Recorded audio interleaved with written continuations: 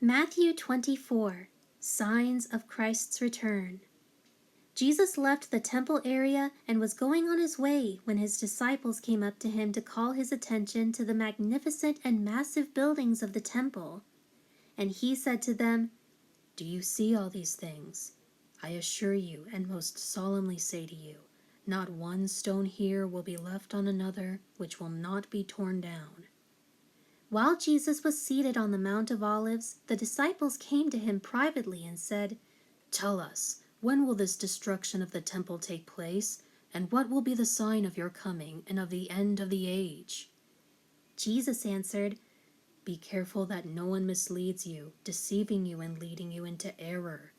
For many will come in my name, misusing it and appropriating the strength of the name which belongs to me, saying, 'I am the Christ,' and they will mislead many.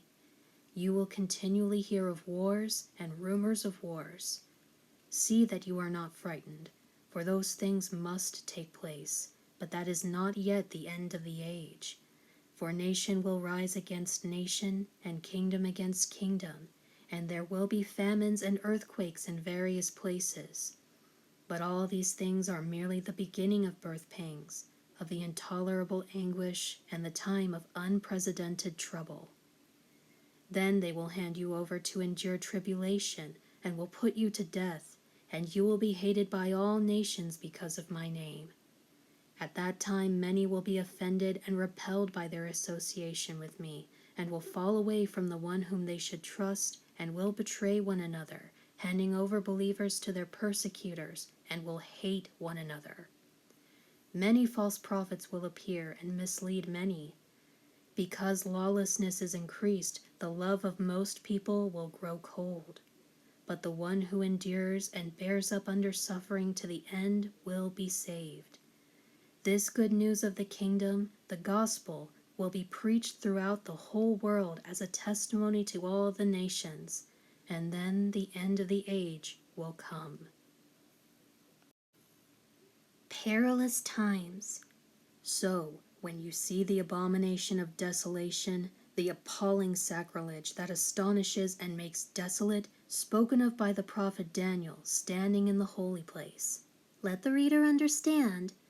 Then let those who are in Judea flee to the mountains for refuge.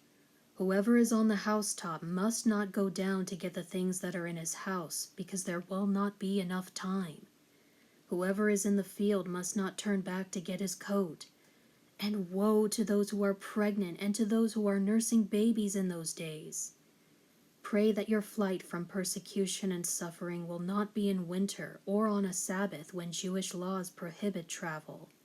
For at that time there will be a great tribulation, such as has not occurred since the beginning of the world until now, nor ever will again. And if those days of tribulation had not been cut short, no human life would be saved. But for the sake of the elect, those days will be shortened. Then, if anyone says to you during the great tribulation, 'Look, here is the Christ,' or 'There he is,' do not believe it. For false Christs and false prophets will appear, and they will provide great signs and wonders, so as to deceive, if possible, even the elect. Listen carefully. I have told you in advance. So if they say to you, 'Look, he is in the wilderness,' do not go out there. Or, 'Look, he is in the inner rooms of a house,' do not believe it. For just as the lightning comes from the east and flashes as far as the west, so will be the coming in glory of the Son of Man. Everyone will see him clearly. Wherever the corpse is, there the vultures will flock together." The glorious return. Immediately after the tribulation of those days, the sun will be darkened, and the moon will not provide its light, and the stars will fall from the sky, and the powers of the heavens will be shaken. And at that time the sign of the Son of Man coming in his glory will appear in the sky, and then all the tribes of the earth, and especially Israel, will mourn, regretting their rebellion and rejection of the Messiah. And they will see the Son of Man coming on the clouds of heaven with power and great glory, in brilliance and splendor. And he will send his angels with a loud trumpet, and they will gather together his elect from the four winds, from one end of the heavens to the other. Parable of the fig tree. Now learn this lesson from the fig tree. As soon as its young shoots become tender and it puts out its leaves, you know that summer is near. So you too, when you see all these things taking place, know for certain that he is near, right at the door.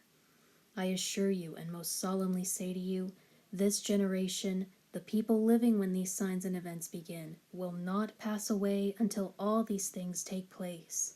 Heaven and earth as now known will pass away, but my words will not pass away. But of that exact day and hour no one knows, not even the angels of heaven, nor the Son in his humanity, but the Father alone. For the coming of the Son of Man will be just like the days of Noah.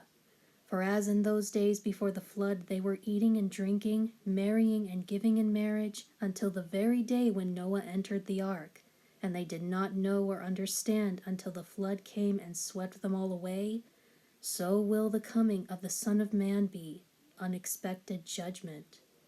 At that time 2 men will be in the field. One will be taken for judgment, and one will be left. 2 women will be grinding at the mill. One will be taken for judgment, and one will be left. Be ready for his coming. So be alert, give strict attention, be cautious and active in faith, for you do not know which day, whether near or far, your Lord is coming. But understand this, if the head of the house had known what time of the night the thief was coming, he would have been on the alert and would not have allowed his house to be broken into.